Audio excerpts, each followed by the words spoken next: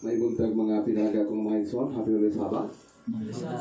Sasalamatan na ito ang buhay nga Diyos nining panahon sa adlaw nga balaan nga nagakatigog kita nining mga nga panimalay. Munig-ingon sa katawan sa Diyos nga ipangumusta ako sa iglesia nga nagakatigong sulod silang balay. So munig iglesia ron nagakatigong sulod sa panimalay.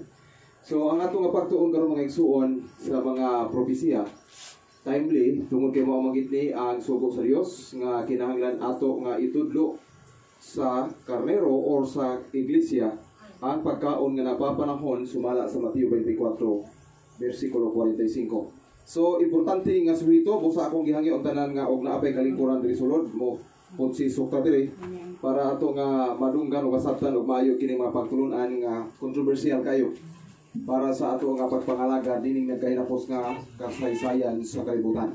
Apan sa dili pa mga igsoon akong gihangyo ang tanan sa pagpangluhod alang sa atong pag-ampo mga kitagiyad ba ng espiritu nga kita maginihan aning sincere nga pagtuon atong pagaymoon karon. Malalog silibahon mga Dios amahan namo nga naas mga langit.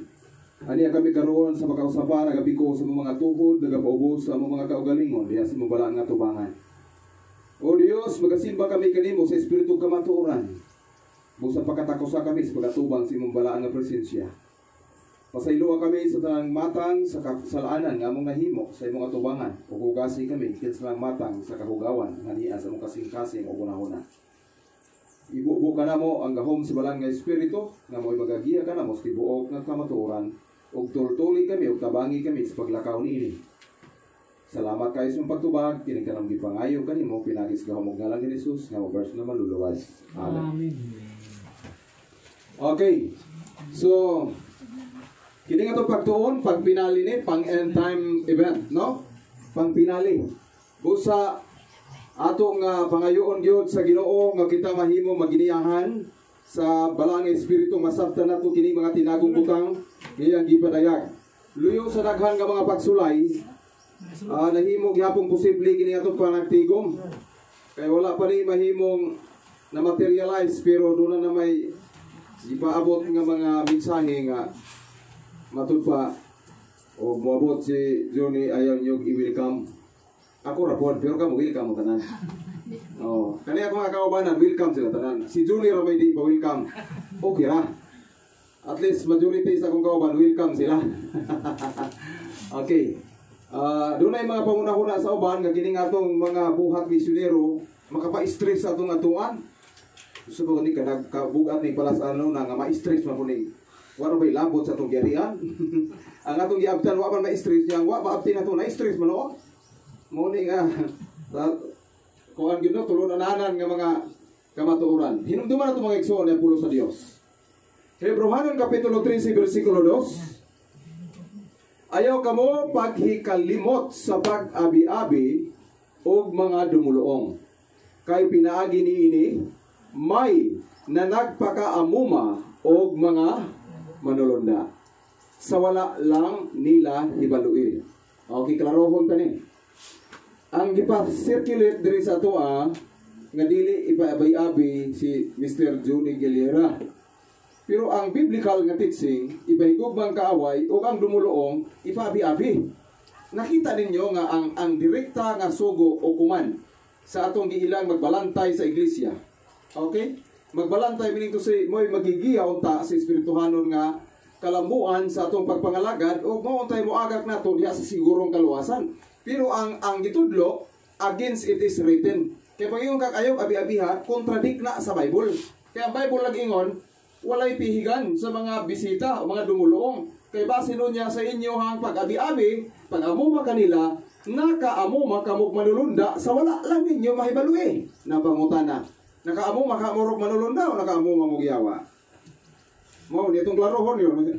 Wa mi kaamuma manulunda itong Sabado. Sa may amuma niya ninyo? Opsiyot. Ato ko nung klarohon eh. Klarohon tanig nakaamuma babog manulunda. Maranatha 173 paragraph 4. Atong saktong mayo ha. Ang mga manulunda girepresentaran ingon nga mga naglupad dito taliwala sa kalangitan nga nagaproklama sa kalibutan sa mensahe sa unsa? Pasidaan o nagadirekta sa paggiya ngadto sa katawhan nga nagkinabuhi sa unsa man nga panahon. Living in the last days of this earth's history. Manulunda gisgutan diyang naglupat sa kanginan. Karang 3 angels message. Karang tulog ka manulunda sa Revelation 14 nga nasa atong logo. That is not literal angel. That is symbolic angel. Kung symbolic angel na, kinsa man nga madulunda, padayon. No one hears. Wala pa'y usang nakadungog sa busis niining mga madulunda kanang tulo. Tungod kay sila simbolo man o nagrepresentar sa katawhan. Uy, tao nina. Kinsa man ang madulunda katawhan sa Dios nga nagabuhat nga may harmonia sa universo sa langit. So kung kinsa ang nagdalas mensahe tulo ka madulunda, represented as angel. Mo nagisgutan sa Hebrehanon 13. Ayaw mo pagbihig kay basin sa inyo paggabi-abi naka-entertain di mo manulunda. Nya ka nagisgutan sa pinadayag 14, manulunda mo din nga nagrepresent sa nagdalas mensahe sa katapusan mga adlaw pang end time message madiay. Nya ka nang manulundang naglupad diha sa kahanginan. Tao mo din na nga gigamit sa Dios as an instrument nga mo'y magatod sa katapusang mensahe sa pabalita sa katapusang generation sa yuta. Now, bearing upon the people living in the last days, last generation kining manrundaan. So pagkanindot no, o sa may tuyo ani, o sa may tuyo kay sige ra patag butang-butang sa lugo diha pero wa kasabot sa mensahe. Ang mensahe tulo ka manrunda direct nga gisupak sa sulod na simbahan na nimba. Pero mo ay gipadako. O sa may mensahe ning manrunda nga girepresentahan sa tao sa symbolical nga interpretation. Kita na. On sa mensahe, diya to tanawon. Maura gihapon 173 ni abante ni atras nga tagamay paragraph 2. Aron sa pag-andam sa mga katawhan sa pagbarog sa adlaw sa Dios. Unsay buhat nga paghimuon? A great work of what? Reform was to be accomplished. Doon ay dako din buluton sa pagreforma sa Iglesia Adventista, kinahanglan ni siyang mahimo. Pero galing magtudlo kag reformation o say tawag sa mga Laodicean, option. So kamo karon diri kanamino mo message of reformation? Option mo. Pero ang mensahe sa Dios kadto kuno tulo ka manulunda nga mo'y magmensahe magatulog mensahe sa pabalita sa katapusang henerasyon sa yuta pang end time message gyud. Unsay mensahe gidala? Aron sa pagreforma sa iglesia. Pero ang wa maminaw ani ang mga dili open-minded, ang ilang interpretation, ang nagtudlog reformation is an option. Wa not knowing nga ang nagsupak-supak mao'y option. Sa maminaw mo ng lobo. Kanang yung iglesia ayaw gyud niyo pasudlig lobo na. Wa kay bawo nga ang pastor nga nagsisulsulod mo'y lobo. Ang lobo ang kinaon karne. Ang karnero ang kinaon sagot. Ang pastor karne ang kinaon. Nya ang nibisita bisitarian mo ipasin lang lobo. Og bawal pasudlo simbahan ang lobo, dapat way pasudlo ni nga ugunod. Kay mo ni lifestyle sa lobo karne ang kinaon. Nya nabisita ang gulay kinaon mo ni na lobo. Naunsan may noo nang tanaw nakita niyo self deception. Kinsa maning maghimo sa pagreforma? Advent movement. Sino Adventist man magreforma. Pero supako na buhat sa reformasyon. Ang Dios nakakita nga daghan sa iyang mga nagpailang katawhan nga wala magahimo sa buhat sa pagpanday sa pag-ungol para sa eternidad nga kinabuhi. O ang iyang kaluoy, iyang gipadala ang mensahe sa pasidaan aron sa pagpukaw kanila diha sa unsa man. Kining word nga stupor, unsa man ang buti pasabot ana? Mura bag senseless, wala na ipagtagan. Mura bag kanang bitaw physically present but mentally absent. Kanang ingana ba? Mura wala sa kagalingon. Unya giyahan sila nga makahimo sa pagpangandam alang sa pag-abot sa atong Ginoo pagkalindot di mensahe sa Dios. Hinumduman nato ni memorize sa banistaran mga Adventista halos. Pero dili lang tiwason. Putol raygi memorize. My people are destroyed for lack of knowledge. Nalaglag akong katawa to, kakulas kay balo. Napay sumpay, oy. Nganong nakulangas kay balog nalaglag? tungod kay imong gisalikway ang kahibalo. Ingon ang Dios, isalikway ko sab ikaw. Oh, ngano nalaglag tungod sa kuno kahibalo? Naay magtudlo. Di mo dawat. Di mo pagay kadungog ni church nag iya man siya wa. Iya man sa option. Paminaw sa. Mao na gingon sa Dios, niyara. Kung mag-Adventista man ang tagi manigoros kaluwasan, ayaw nagpangalagad. Ako bitaw mga kaisuna na to sa iglesia. Nga dili anda magpatukuriher sa pulong sa Dios. Akong panlas nga ultimatum nga pulong nila. Pamag-slide boy! Sabi ni nagingon di mo, ginoo may nagingon. Manuscript Releases Volume 1, page 33, paragraph 4. Kung kadtong adua diha na sa atong iglesia sulod sa mga simanag mga bulan. Nagtuig wala pa? Wala pa. Mga simanag bulan pa lang oh. Buti pasabot, newly baptized. Bago pang Adventista ni. Unya wala makakaton sa katuliran sa dalan kung unsa ang tinuod nga kahulugan sa pagkakristohanon. Tanaw ha. Unya wala makadungog sa tanan nga tulid nga kamaturan pinaagis pulong sa Dios. Kanang yung testimony ba? Wa kadungog. O sa ingon sa Ginoo, mas maayo pa alang kanila nga mabackslide na lang gikan sa iglesia. Oh, sa lagi mo yun, uy, Brad, hindi ka willing mag-reform mo, mag-backslide na lang. Kaya di ka gayahan og-reform, ang imo gusto, deform. Naibaw mo kung sa word deform? Kaya di sila ganahan og word reformation, meaning to say, ang ilang gusto madungog sa pulpit is deformation. Oh, di na gusto korehir, gusto sila tiwasan. Hindi kayo gusto magtiwasan din. Mas maayo pa lang kanilang mga backslide na lagi kasi iglesia. They were cut off from Israel. Nga nung ningon mang Ginoo nga ang Adventista nga dili teachable spirit, nga dili matudluan sa strictness sa katuliran sa dalan, mas maayo mag-backslide na lang. Musunod na tas time of trouble na oh. Ulahi na kaayo sa usa ka adlaw nga sila pakanon o gatas kung ang mga kalag, bulan, or edad-idara na, matured na kayo sa kamaturan, mosulod na, mosulod na sa panahon sa kasamok nga sukad wala pa nahitabo sa kalibutan. Onya, wala makadungog sa tanan nga tulid nga kamaturan. Kuya cannot hear all the straight truth, or endure the strong meat of the straightness of the way. Ingon ang Dios, unsaon Manila pagbarog sa panahon sa gira. Adi ka barog. So ang mahitabo, pakyas. Muna nga simple ra kayo sa ating commandments. Ingon ang Dios, remember the Sabbath day. Tuwaron tanang Sabadista, simbahan. Pero pag ingon direct, to keep it holy. Walay Sabbath reformation. Dire na failure. 50% lay natuman. Ang another 50% nalimtan. That's why, tungod kay walay Sabbath reformation nga gitudlo, ang simba naka-remember nga Sabbath nangadtong simbahan. Pero nagunsa simbahan, wala makabalaan sa Dios. Nagdula sa simbahan, nagkinataw-anay sa simbahan. Nakuha. Pag Sabbath bawal daw ang dula. Kay Sabbath rong balaan, holiday. Pero pag abot sa iway, Bible game. Bawal ang dula niya, Biblia na hinugiduaan.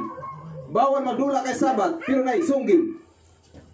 Kunya, na-action sung katawan itong way, basta makalilisan. So, deceive ang iglesia. Bantayan na to. Unya ang dragon na suko sa babay og miadto aron sa pagpakigira sa salin sa iyang binhi. Kinsa nagabantay sa kasubuan sa Dios o nagabaton sa pagpanghimatuod ay tungod kang Hesus. Ang tinuod nga salin nagbantay sa kasuguan sa Dios o nagbaton sa pagpanghimatuod ni Hesus, which keep the commandments of God and have the testimony of Jesus Christ. And the testimony of Jesus pinadayang 19 beses o ang pagpamatuod ni Jesus mao ang espiritu sa tagna. So biblical siya, Bible and spirit of prophecy. So kini nga itong pagpangalagad sa manis nangitag treasure. Dili ni basta-basta mangitag treasure, no?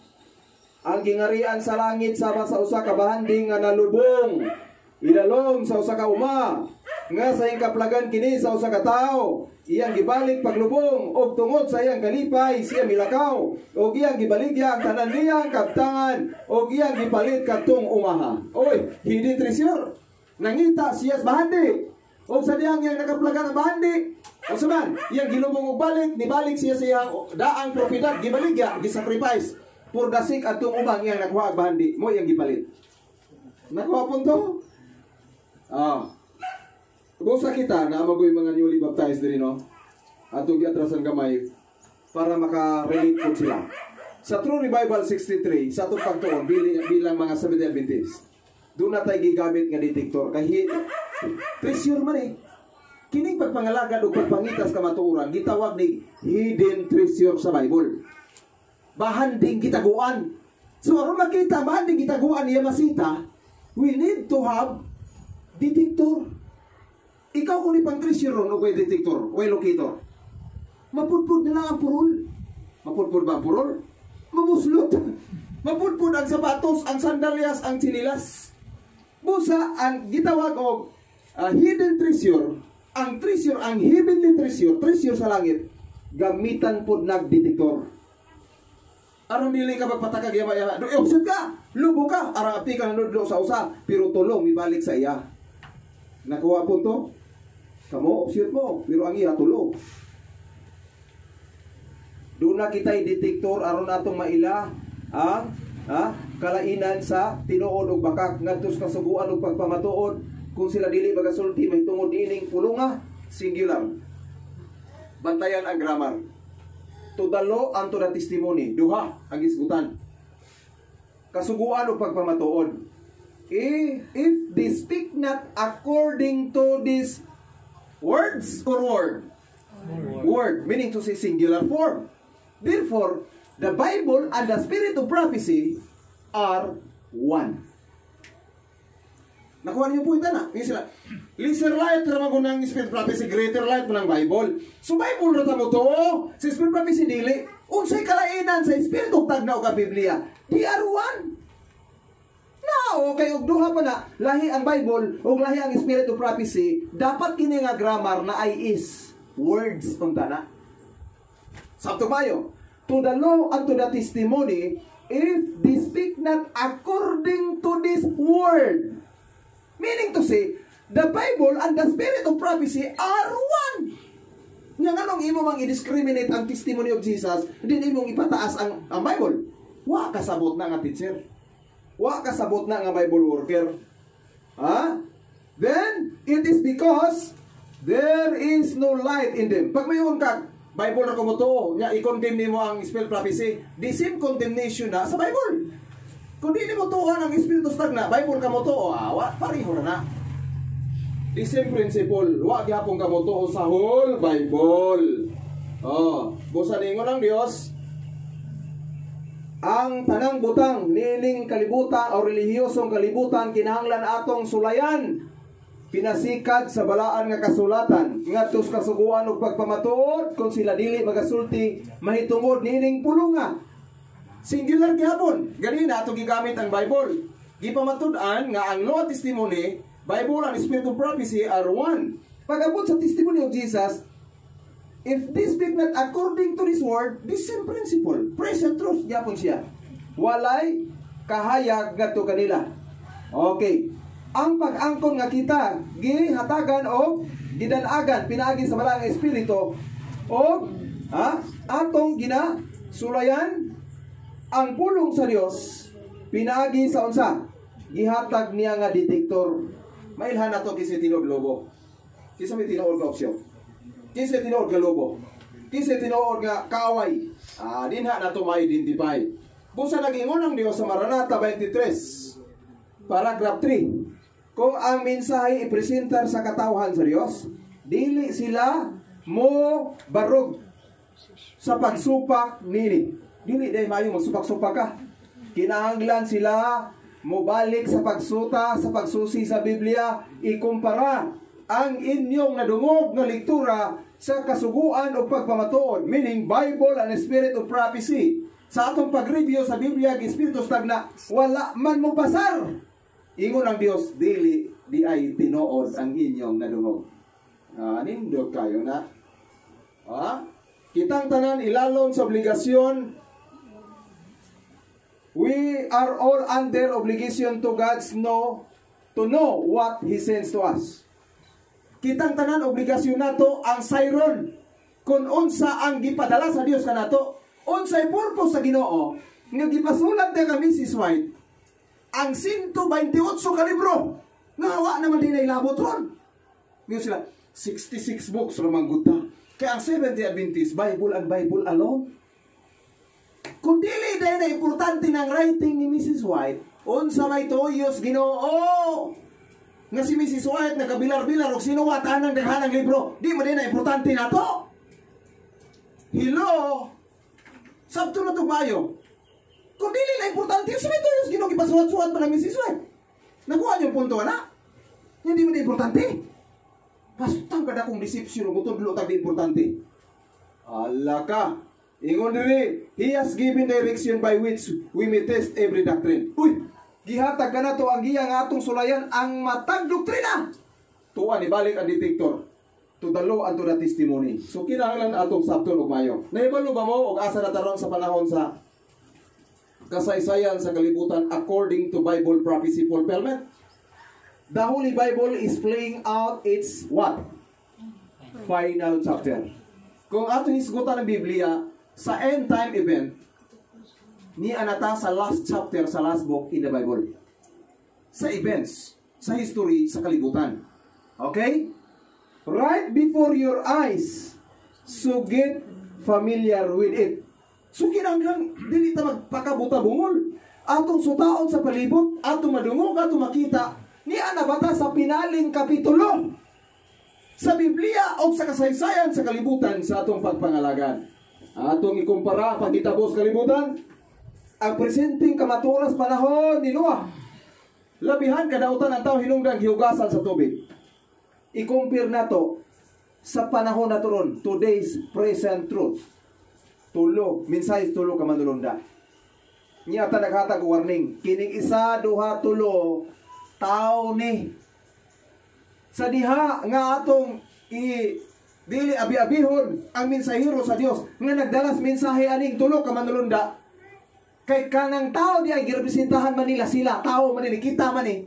Kundi ta mo welcome nila, manulunda ang ato damata. Makalilisang na. O atong tanawon mga igsoon, Kapitulo 3 sis pinadayag. Musugot sa dili ni ana sa atong panahon. Ug mao ni ang usa sa atong tagaagpagtagad nga presenting kamaturan. Last Day Events, page 14, paragraph 1. So, busa ang propesiya sa umalabot, diablihan nga ni kanato, nga tataw kayo sa mas pag-abli sa disipulo, pinagis mga pulong ni Ginisos. Ang mga panghitabo nga may kinalaman sa pagsira sa atong kaluwasan o ang buhat sa pagpangandam para sa panahon sa kasamo. Klaro kaayo nga gipadayag. Pangutana, necessary bang mangandam ka through country living? Yes. Now, the events connected with the clause of provision on the work of preparation for what? O sa pangandam? For the second coming of Jesus Christ? No! Layo pa kayo second coming. O sa may pangandaman di ay for the time of trouble. O sa may trouble di ay wa pag gani mabot ang trouble sa kalibutan, ang trouble naman taro simbahan. Kinala may batikos na tundakhan. Ikaw kung ipadakop sa mga yung pastor, nimba mo rin, ipadalhan kang pulis, pastor, ipadakop. Trouble dili. Kaamgo ato isa kay sore. Wala, pwede pamidihan. Utos na kabilis, pastor. Trouble! Ikaw kung membro, ipadakop kang ministro. Kinisimba kang Sabado, trouble. Pero partial trouble pa lang, pinaganda kong trouble is coming. Pero we need to have our preparation. We need to prepare. Pero sa'yo problema, ingon ang Diyos, but multitudes have no more understanding of these important truths. Pinakadaghang membro sa iglesia